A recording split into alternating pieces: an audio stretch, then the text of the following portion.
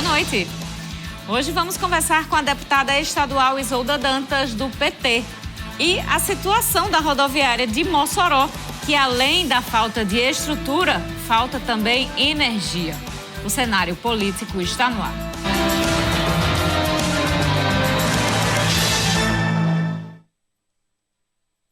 Programa de hoje, começando quarta-feira, dia 28 de junho. Lembrando que hoje é o Dia Mundial do Orgulho LGBTQIA+.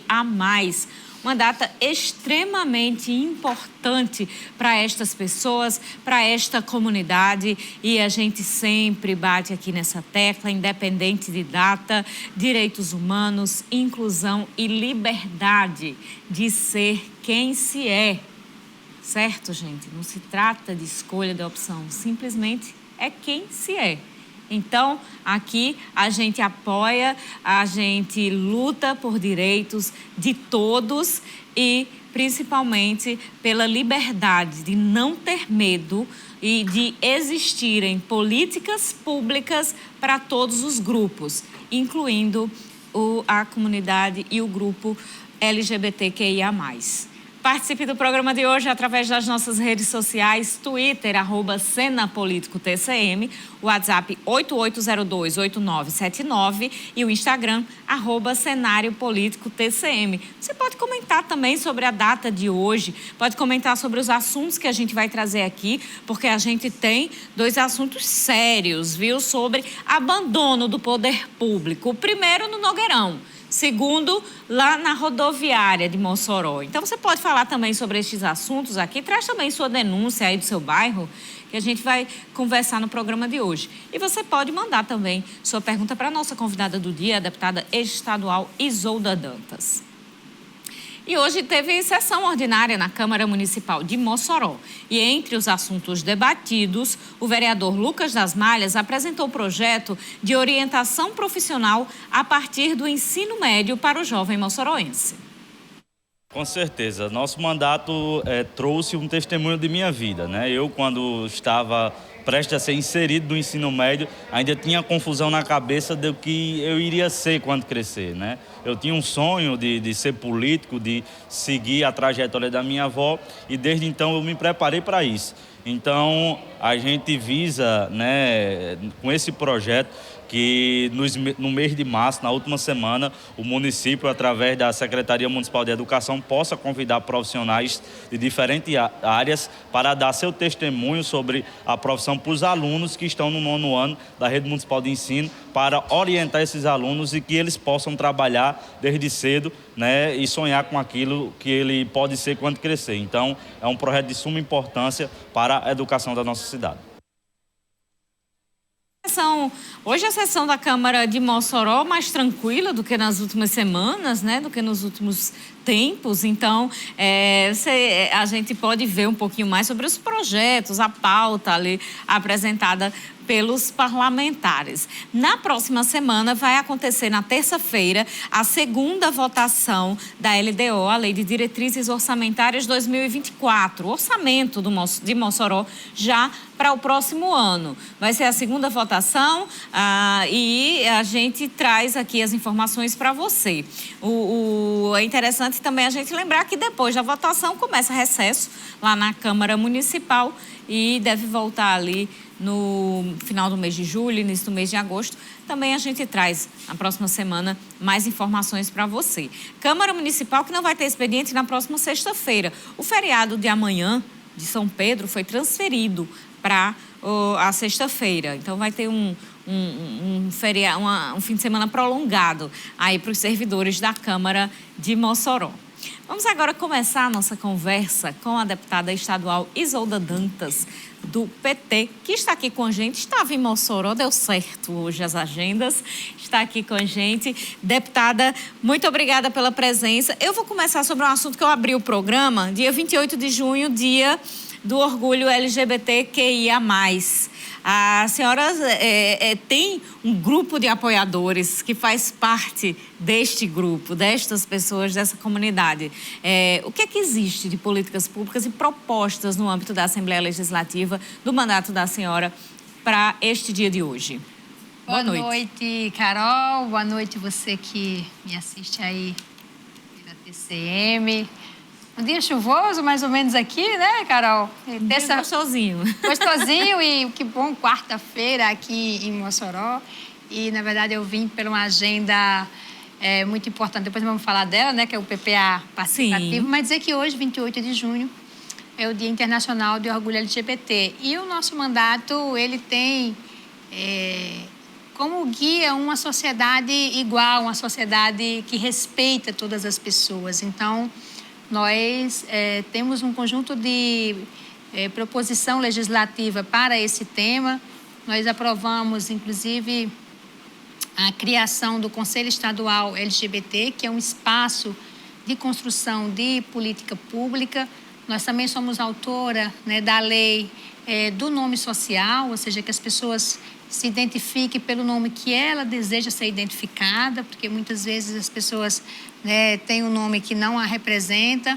E também temos feito um conjunto de ações junto ao governo do Estado, que tem uma subsecretaria dentro da Secretaria de Mulheres e Juventude e Igualdade Racial, que tem uma ação voltada, uma subsecretaria para a população LGBT. Então, acho que esse dia é um dia de reflexão para a sociedade, Carol. O Brasil é um país que mais mata pessoas LGBTs e não é justo que a gente não manifeste a nossa indignação, não só manifestar a nossa indignação, mas que a gente não siga lutando para que essas pessoas possam viver a sua sexualidade do jeito que elas desejam viver. Então, quem somos nós, né?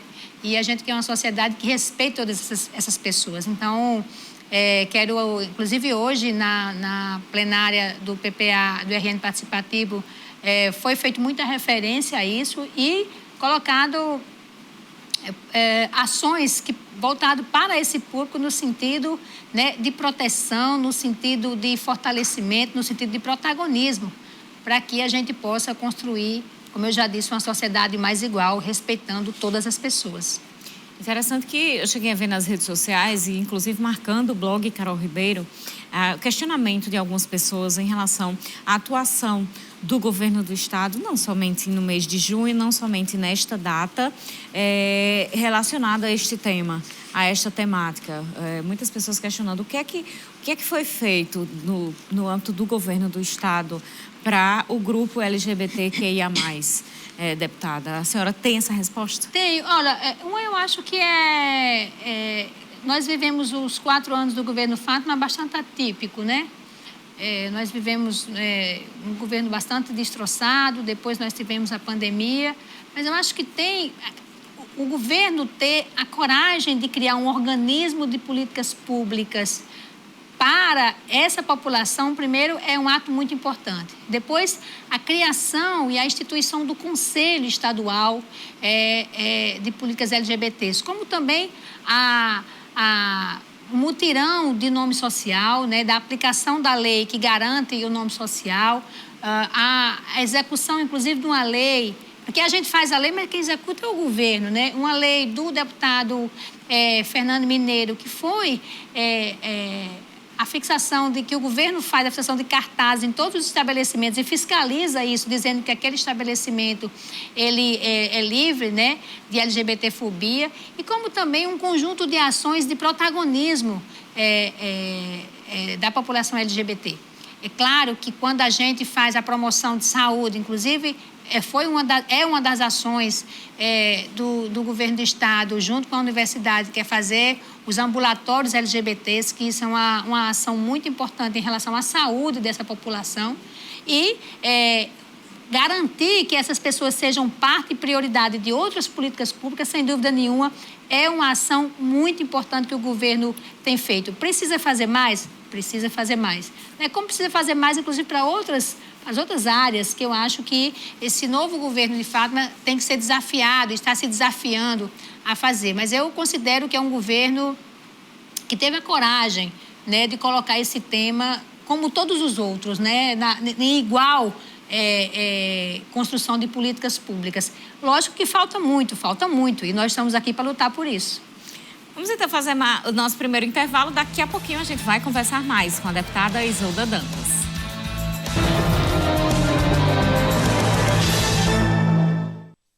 Continuando o cenário político, nesta quarta-feira, você participa do programa, pode mandar sua pergunta para a deputada estadual Isolda Dantas, que está aqui com a gente. Twitter, WhatsApp e Instagram disponíveis, abertos aí para você mandar a sua participação.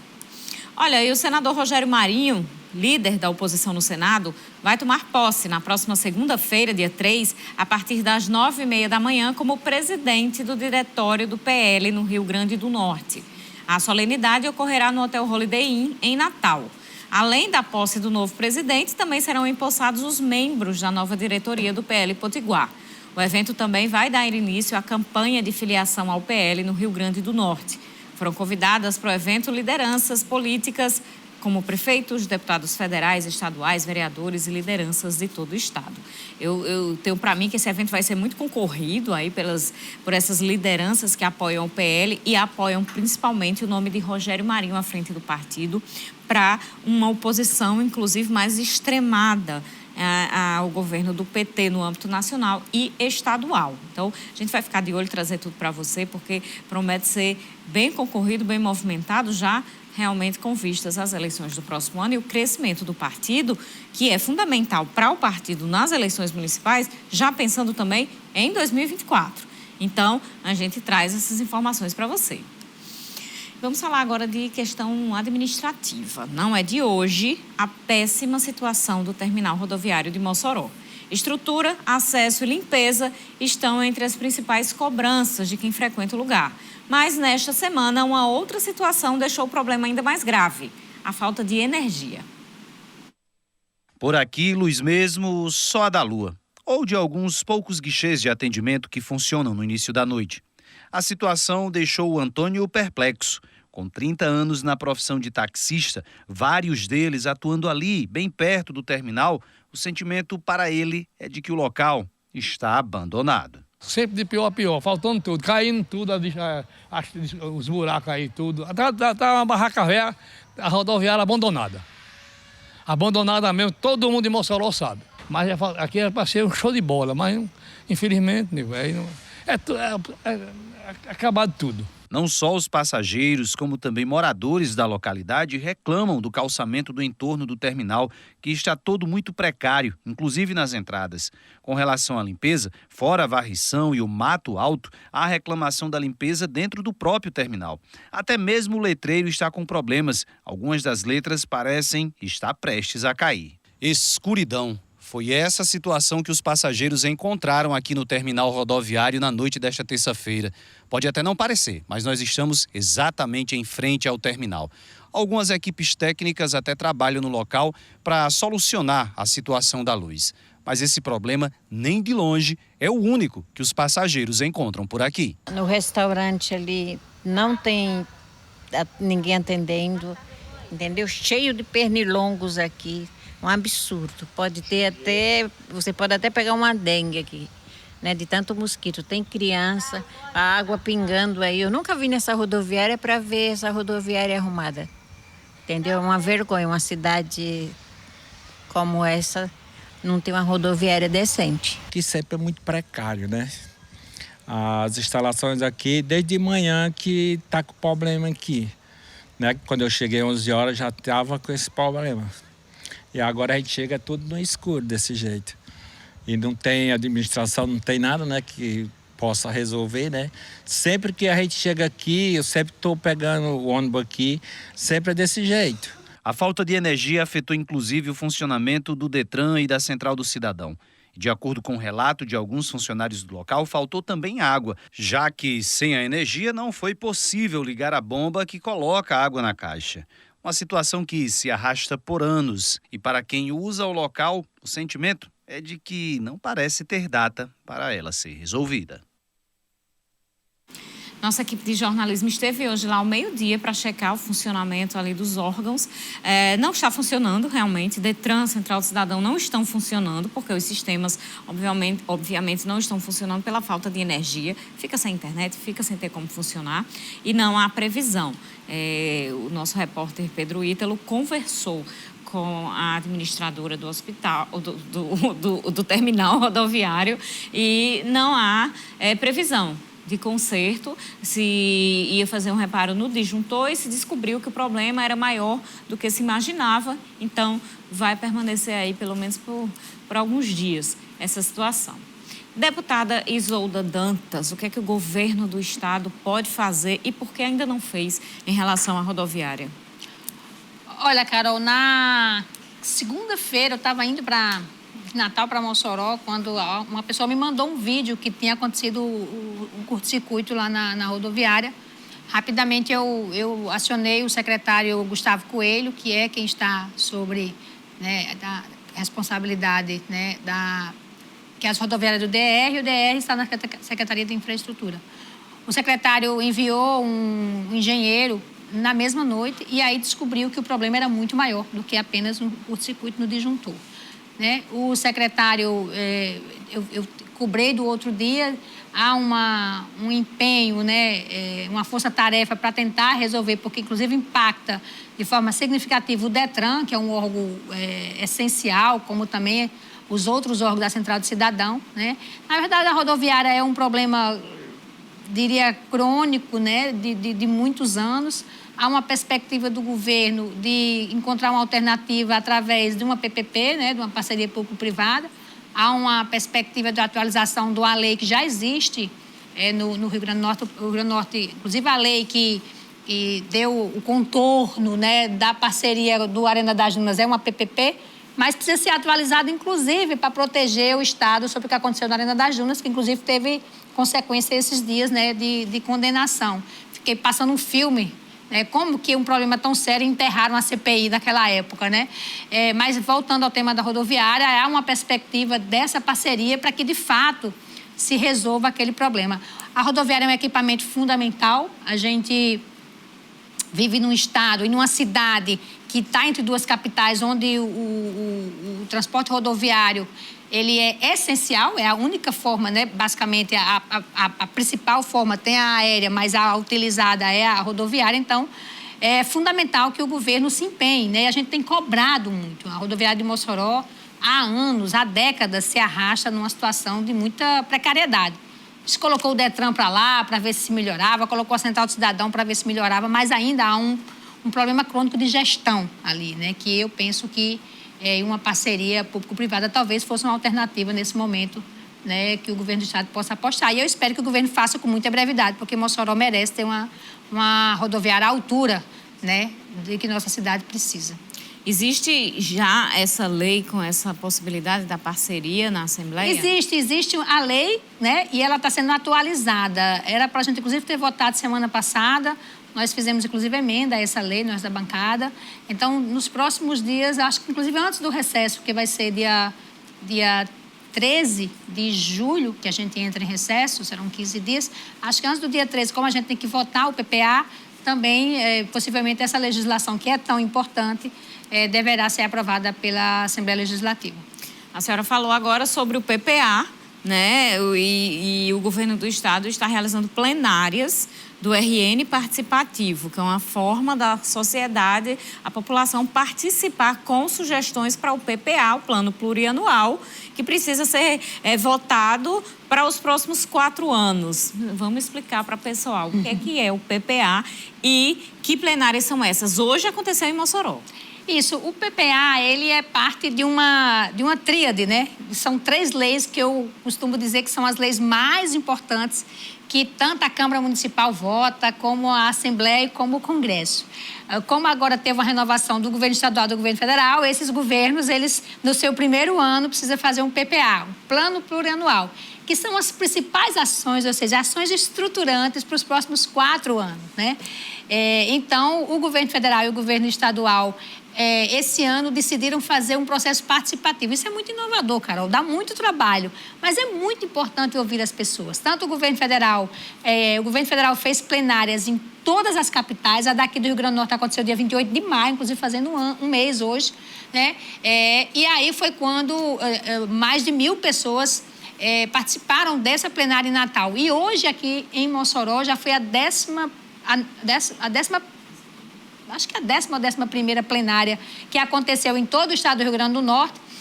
Ontem foi em Apodi, hoje aqui em Mossoró, que é a sociedade civil, principalmente a sociedade civil organizada, dizendo quais são as prioridades que querem para o governo nos próximos 4 anos. Então, é muito desafiador, é muito importante e é muita coragem ir lá ouvir as pessoas. Então, desde a recuperação das estradas, que foi quase, né, uma voz uníssona, como também a abertura do serviço do Hospital da Mulher foi muito falado, né? Investimento na Universidade do Estado do Rio Grande do Norte, políticas para pessoas com deficiência, a construção do IERN aqui em Mossoró, que tem uma boa notícia, Carol. A professora Socorro Batista, secretária de Educação, estava hoje na plenária e anunciou que finalmente o governo do estado comprou o terreno, porque o prefeito não doou o terreno. Mossoró foi a única cidade de todos os IERNs que serão construídos. Foi a única cidade que o prefeito não fez a doação do terreno. Areia Branco, Marizal, Campo Grande, São Miguel. Todos os prefeitos doaram. Mossoró não doou, por isso é o único IERN que não começou ainda. Mas essa semana o governo fez o pagamento do terreno. O terreno vai ser ali, como a gente tinha solicitado, no Santo Antônio, ali na Rio Branco. Finalmente, né, vai se abrir a licitação para que se dê a ordem de serviço da construção do IERN. Então, foram muitas questões que apareceram na plenária de hoje. Mas tem uma coisa, Carol, que eu queria chamar muita atenção e que eu tenho hoje visitado várias instituições, que é a proposta que nós fizemos, reforçando a proposta da governadora, que é a duplicação da BR-304, que é do governo federal. A governadora Fátima fez o pedido ao presidente Lula, que era uma das prioridades. Mas nesse processo de PPA participativo do governo federal, cada cidadão pode ir lá e pode lançar a proposta. E nós lançamos a proposta da duplicação para ser uma proposta que possa ganhar a adesão de todo mundo. Desse processo de PPA participativo do governo federal, as 5 propostas mais votadas do Brasil serão entregues pessoalmente ao presidente Lula e ganharão prioridade da prioridade. Por isso que nós estamos hoje conversando e vamos seguir conversando essa semana com todas as instituições da sociedade, entidades de classe, para que a gente possa fazer a BR-304 ser uma das 5 mais votadas do Brasil. Aí alguém deve falar, mas é possível? É sim. Imagina que hoje, com mais 15 mil votos, a gente fica entre as 5 propostas mais votadas do Brasil. Então, nós estamos fazendo um chamamento a você que está em casa, que sabe da importância da 304, que sabe da importância para a segurança das pessoas, que sabe da importância para o desenvolvimento de Mossoró e região, pode votar. Nós estamos fazendo uma campanha, estamos distribuindo um panfleto, está na nossa rede social, basta apontar o QR Code lá no nossa... Tem o QR Code na rede. Tem o QR Code na rede. No Instagram de Isolda. No Instagram, Isolda Dantas PT, né? E nós estamos distribuindo esse panfleto, vamos começar amanhã na Universidade, no Instituto Federal.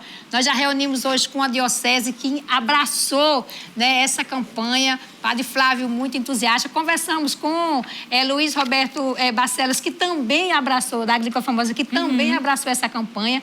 Nós queremos fazer com que a BR-304 seja uma das 5 mais votadas e a gente faça com que essa obra seja prioridade da prioridade e ela comece em 2024. Porque é uma obra longa, Carol. Sim. Está orçada em 2 bilhões e 800 milhões de reais, né? Mas nós precisamos, porque as vidas que ficaram nos acidentes da 304 não tem preço. Por isso que a gente tem pressa, né, para que essa obra comece, porque ela só termina se ela começar. Então, essa é uma campanha que a gente vai intensificar, né, nas redes. É possível, sim, a gente reforçar essa ideia e a 304 ser prioridade da prioridade. Então, se você acredita, vai na nossa rede, procure os locais, a universidade, a diocese, né? Vai ter esse panfletozinho aqui, aponta o QR Code e você já pode votar. Cada CPF é um voto.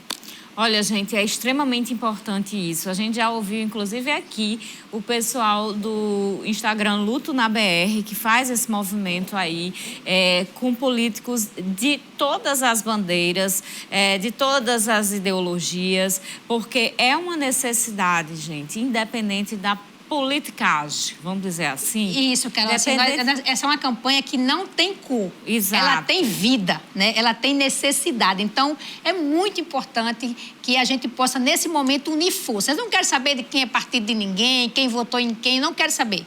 Eu quero saber que a gente tem que aprender que quando as forças políticas, quando a sociedade se reúne, a gente ganha força. E acho que é muito importante que a gente faça isso, que a gente tenha o espírito público à frente, né, disso e compreenda a importância da 304 para Mossoró e para a região. Extremamente importante. A gente vê aí que os estados vizinhos já têm sua BR, a própria 304 duplicada. Só não o Rio Grande do Norte. Isso porque existiu realmente a união em outras gestões da classe política, de diversas visões políticas, porque a necessidade é para toda a população. A necessidade é de toda a população e os benefícios é para toda a população. Então, vamos realmente voltar para ver se a gente consegue fazer com que essa BR saia. Eu entro também nessa campanha junto com as outras instituições, Diocese Agrícola Famosa e todo mundo, porque realmente é uma luta antiga e que, se começar agora, não termina amanhã, não. Então, precisa começar.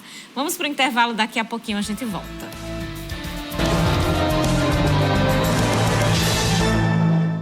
Continuamos o cenário político de hoje. Participe do nosso programa, mande sua pergunta para a deputada estadual Isolda Dantas, que está aqui com a gente, através das nossas redes sociais. Você já sabe como é que funciona. Manda aí sua opinião, sua denúncia e sua pergunta para a nossa convidada.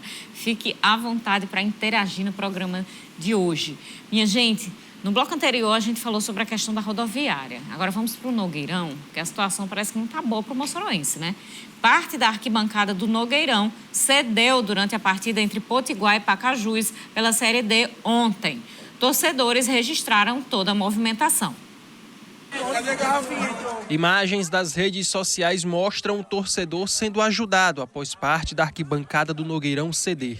O preocupante incidente aconteceu na noite desta terça-feira. Não é a primeira vez que parte da arquibancada do estádio Leonardo Nogueira cede, abrindo um buraco.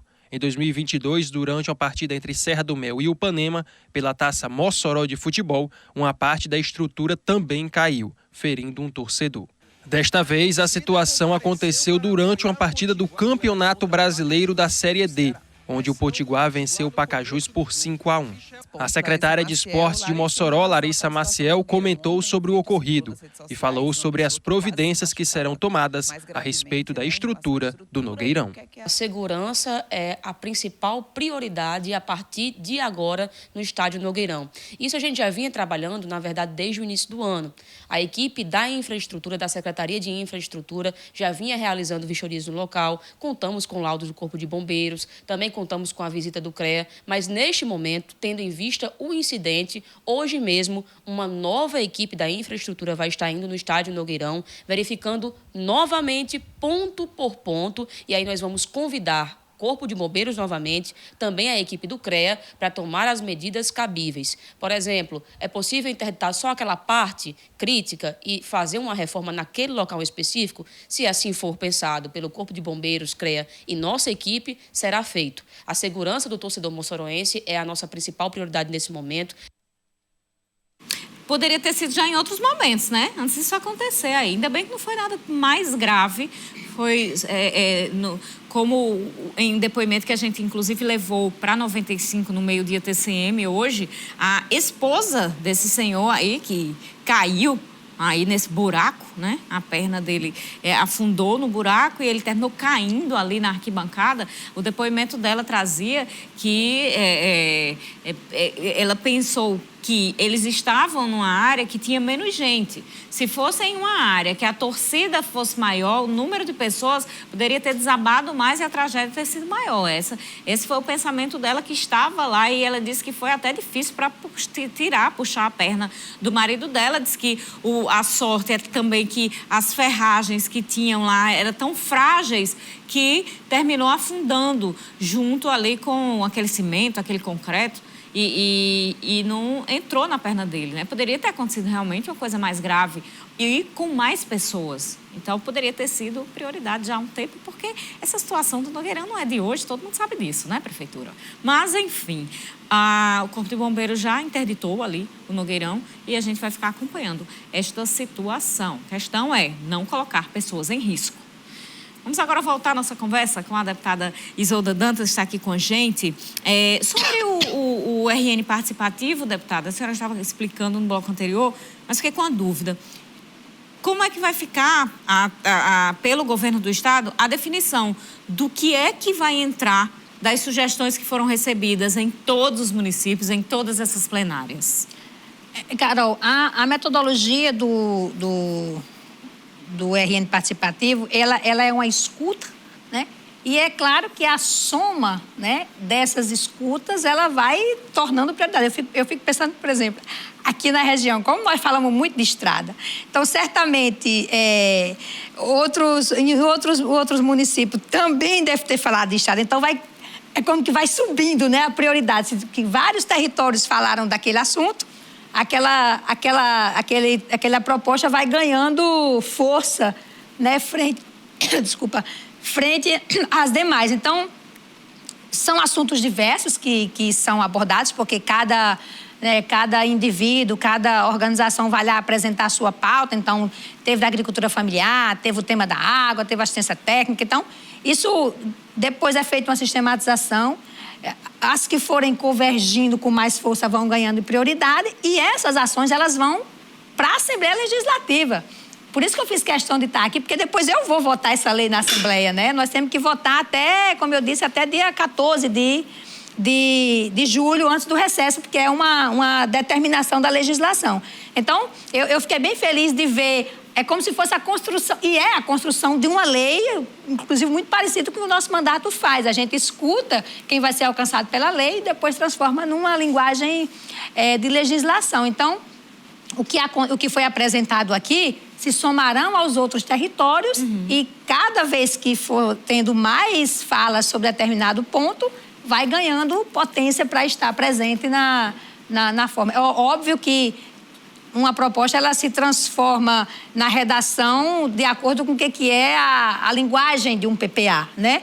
E a partir daí ela vai depois se transformar numa outra lei, que é a Lei de Diretrizes Orçamentárias, que são, eu digo que são as caixinhas, e depois tem a última lei, que é a LOA, né, que é a Lei Orçamentária Anual, que vai precificar essas ações que foram, né, traduzidas e construídas através dessa escuta participativa que o governo federal, que o governo estadual está fazendo. O federal também é da mesma forma. Olha, deputada, já não sei o que fazer, porque tem muita pergunta aqui, viu, no programa de hoje. Então, eu vou começar pelo seu Aldo Ferreira. Seu Aldo teve sorte hoje, porque eu abri meu WhatsApp pessoal. Depois eu vou largar, viu, gente? Manda no do cenário político.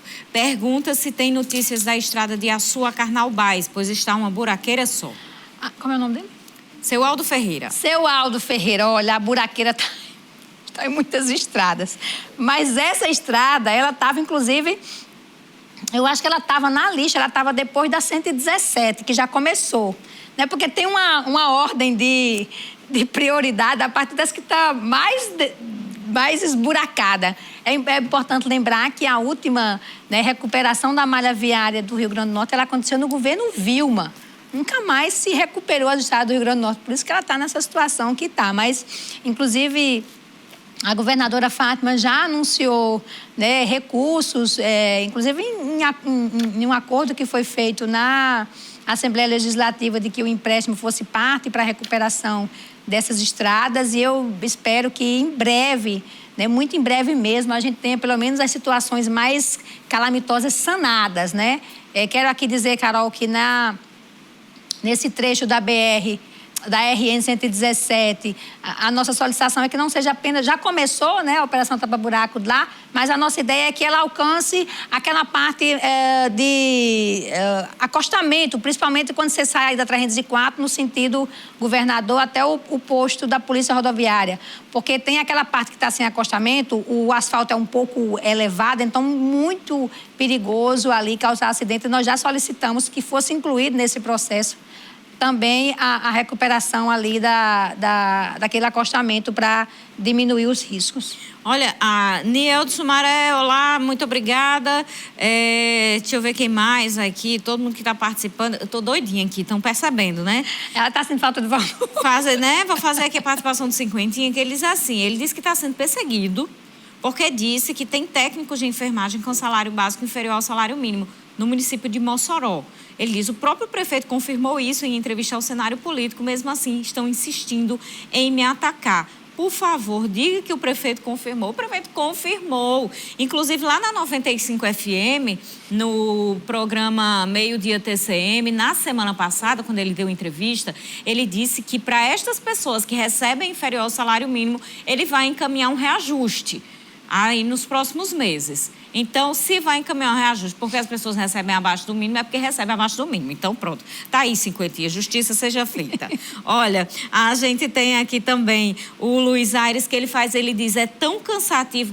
É cansativo. Eu imagino que é cansativo para quem precisa, viu, Luiz? Porque para quem tem que perguntar todo dia no cenário político a mesma coisa, é cansativo mesmo, viu, deputada? Ele diz, como é que a senhora vê as pessoas serem encaminhadas para Natal para fazer exames de endoscopia, colonoscopia, onde Mossoró não faz esses exames? É muito humilhante. A senhora não pode fazer nada? Olha, primeiro eu acho que tem uma questão da saúde de Mossoró e que Mossoró já passou do tempo de ter um hospital municipal, né? Não tem como você imaginar uma cidade do tamanho de Mossoró sem ter um hospital municipal. Vamos imaginar, alguém vai para a UPA e depois da UPA vai ter que tomar uma medicação, vai ter que ficar internado e vai para onde? Pela lógica do SUS, não é para ir para o Tarcísio Maia. Tarcísio Maia é um hospital de urgência e emergência. Então, Mossoró já deveria ter um hospital para acolher, inclusive, do fluxo dos pacientes que vai da UPA. Do tema dos exames, eu acho que, inclusive, teria que verificar. Essa semana, sexta-feira, Carol, foi assinada a ordem de serviço de reforma do LAREM, que é o laboratório que, inclusive, atende 3.000 pessoas por mês aqui em Mossoró, com exames, inclusive, numa perspectiva de avançar. Hoje faz de baixa e média complexidade. A ideia é que amplie, né, essa carteira de exames para que seja feita aqui em Mossoró. O LAREM, inclusive, tem uma qualidade reconhecida, inclusive pela rede privada, que às vezes tem determinados profissionais que quer um exame faz no laboratório privado, depois quer a confirmação do LAREM pela qualidade, né, e pela credibilidade que o LAREM tem. Então, eu acho que tem que pensar como que as devidas responsabilidades, né, porque em Mossoró a gente vive uma saúde plena, ou seja, a responsabilidade 100% do município de Mossoró. Olha, a gente tem aqui o Ranieri Fernandes, gostaria de perguntar à deputada se tem algum projeto para usuários de droga, porque ele disse ali tem muitos usuários na Praça da Catedral, vizinho à Câmara de Vereadores. Olha, eu acho que, primeiro, a Prefeitura precisa ter uma política para a população em situação de rua. É visível que isso aumentou muito em Mossoró nos últimos anos, muito. Quem lembra aqui do que era a Praça da Catedral e quem passa hoje na Praça da Catedral, você vê a quantidade de pessoas em situação de rua. É muito importante que a Prefeitura possa pensar uma política para atender essas pessoas. Não pode ser apenas o consultório de rua. É preciso ter muito mais do que isso, né? Então, eu acho que é chegada a hora de se pensar sobre isso. Eu sei que tem várias ações filantrópicas para atendimento dessas pessoas, mas é preciso pensar uma política pública para isso. Existe um movimento organizado que tem propostas para isso, que pode contribuir com essa questão para que a gente possa ter uma política pública. Não adianta ser coisas pontuais, é preciso ter um projeto que possa contribuir com essas pessoas, não só do ponto de vista do uso da droga, mas também da situação de rua que elas vivem. Deputada, a senhora é pré-candidata à Prefeitura de Mossoró? Mas você já pensou. Hoje eu estava conversando, aí uma pessoa disse assim, Isolda, Mossoró é igual em todo canto, a eleição já está rolando. Eu digo, não, Mossoró é sempre nossa Mossoró. Termina uma campanha, Sim. Já começa outra. É muito peculiar do país de Mossoró, olha, Carol, 2024... Mas Natal também já está trabalhando nisso. Já está, mas é mais calmo, viu, Carol? Mossoró, se eu boto o pé fora da minha casa, vai ser candidata. Olha, eu estou muito tranquila com esse processo de 2024. Eu aprendi muito em 2020, né? Eu acho que 2020 talvez tivesse que pensar uma Isolda antes e uma Isolda depois de 2020.